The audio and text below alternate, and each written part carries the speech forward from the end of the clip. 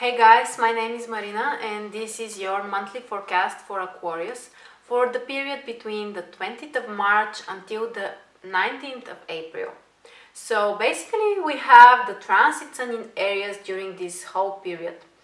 And in your case, the transit sun will be in third house. So that's the main house, the main area of your life that you should focus during this month. As we know, the transit sun is in Aries, so it suggests that there will be lots of, impulses for taking concrete actions, for starting some things, for, being more, you can really decide to take some risks, to take concrete actions. And especially because previously we had the transit sun in Pisces, and we all might have felt in a little bit, more passive, more introverted, more hesitating about something. Now after the sun, so from the 20th when we have the transit sun entering Aries, we all can feel ready to take new actions, ready to take concrete steps, to be more active, to be more energized even. So in your case, it's affecting third house, which is all about communication, contacts, new ideas, traveling, also your friends and people that you're communicating on a daily basis. So right now during this month, you can be ready to take actions, to connect with other people, to communicate with them. And with the sun in Aries, actually you should be the one who initiates. You should meet with other people, you should introduce yourself, you should send them an email or whatever you want, whatever you choose to connect with them. The initiatives come from you. And we have lots of Aries energy actually. We have the transit sun, as we said.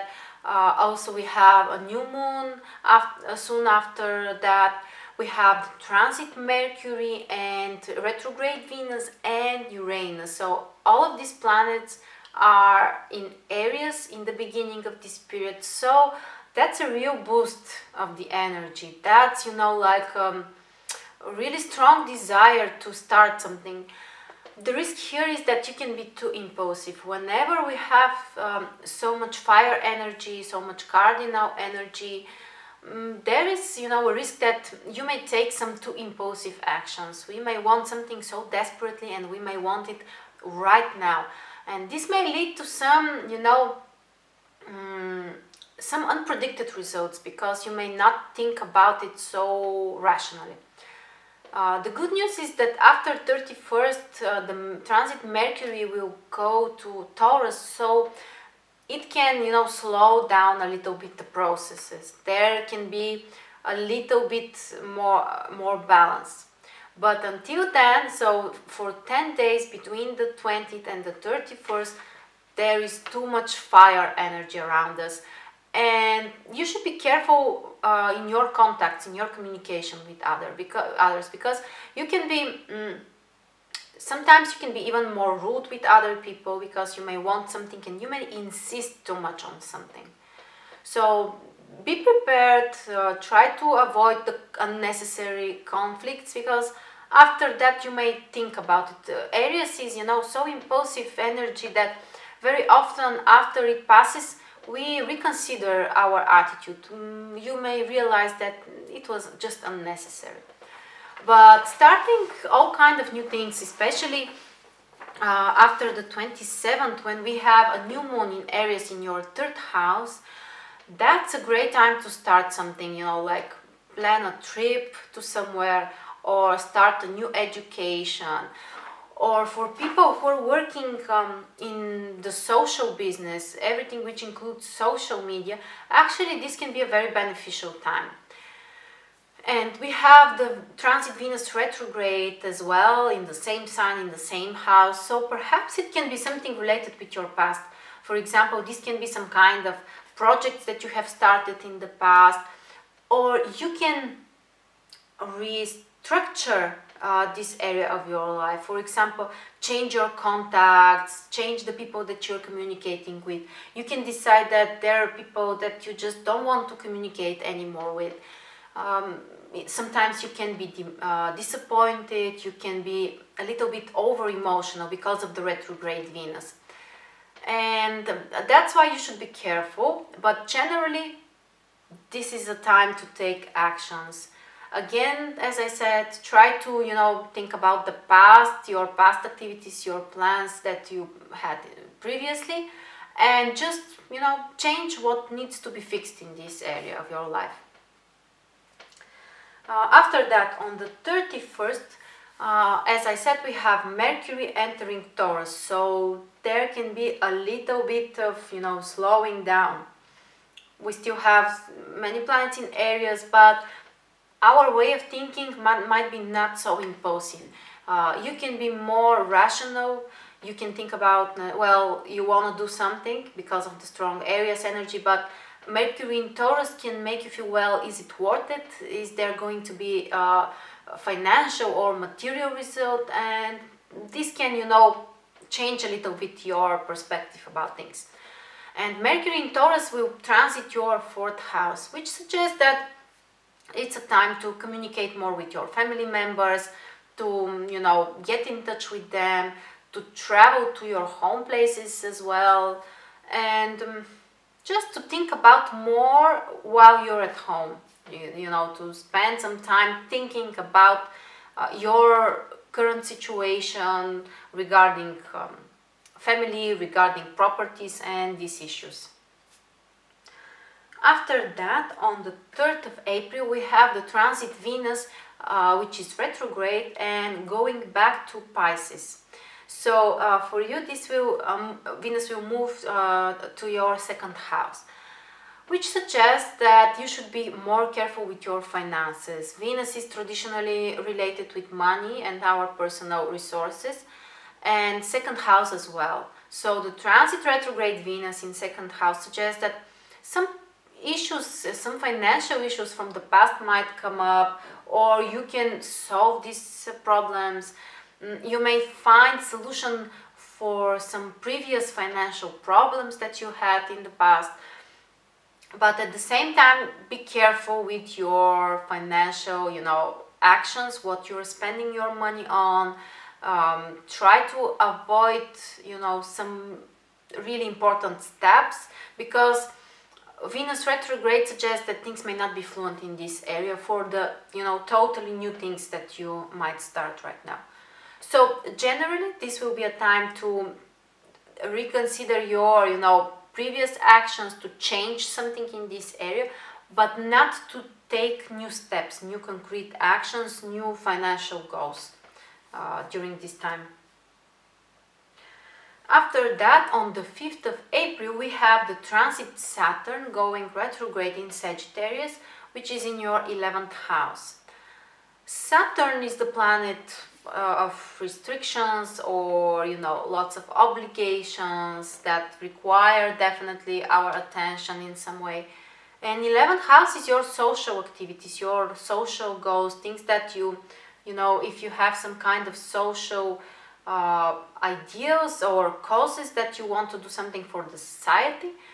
Now the stationary period of Saturn can bring some kind of challenges. It means that, for example, if you have planned some kind of group activities, or if you're part of some kind of collective of people or some kind of club, now your activities may not be, things may not be so smooth for you. You may feel restricted in some way. You may want to do something in this area which may not go so fluent as you have wanted or expected.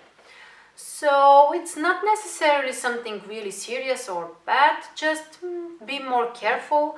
Be careful with your friends, how you treat them, with your friendships. Because sometimes Saturn can bring some kind of disappointments. You may feel like you're losing something there. And as I said, it's affecting your friendships and social ideals. After that, on the 9th of April, we have the transit Mercury going retrograde in Taurus. And we already said that Mercury is in your 4th house. So this transit of Mercury, which is for around 3 weeks, suggests that you should be careful regarding everything you do, decide, or make related with your home. So definitely not a good time for buying a property or signing some kind of contracts which are related with your property issues, like making some kind of insurances or some buying a property. That's not a beneficial time. You can think about something related with your past and your like plans that you have had regarding your property might be beneficial right now. For example, you can decide to go back to your hometown, to visit, to connect with your past, because also fourth houses represent our roots, our origins, where we come from. So Mercury retrograde can make you more turned to the past, to where you're coming from, and that's a beneficial thing to do. But as I said, be careful with your communication with family members, because there might be some kind of challenges, some kind of difficulties, a bad communication, even some kind of misunderstandings. So just be aware of that. After that, on the 11th, we have a full moon in Libra and Aries. So for you, it will fall in 9th and 3rd house. And the full moon requires from us to realize something, to get a clearer idea, because when the sun and the moon are opposing each other, it's like our conscious mind is able to see more, or to admit and realize something which is unconscious. So that can be a very like a time for insights, real insights, and this is mostly related with your goals. Ninth house is your expectations for the future, what you want to achieve in a long-term perspective, and third house is related with the small steps that you're taking in order to achieve your future goals. So that full moon may require from you to change your plans, your the small things that you have planned to do in order to achieve your future goals. So that's actually the positive way that you can use the full moon. For people who, for example, are planning to travel somewhere, who are planning to relocate, or have some kind of important document issues, this full moon can bring some kind of material results. Actually, you can achieve something, you can receive something.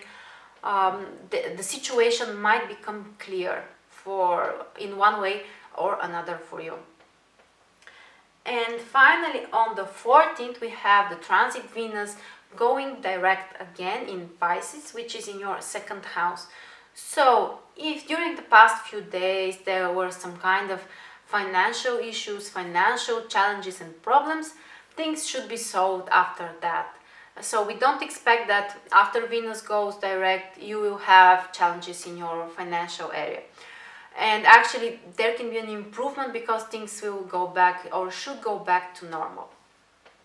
And Venus actually was retrograde most of the time in Aries, which is in your third house.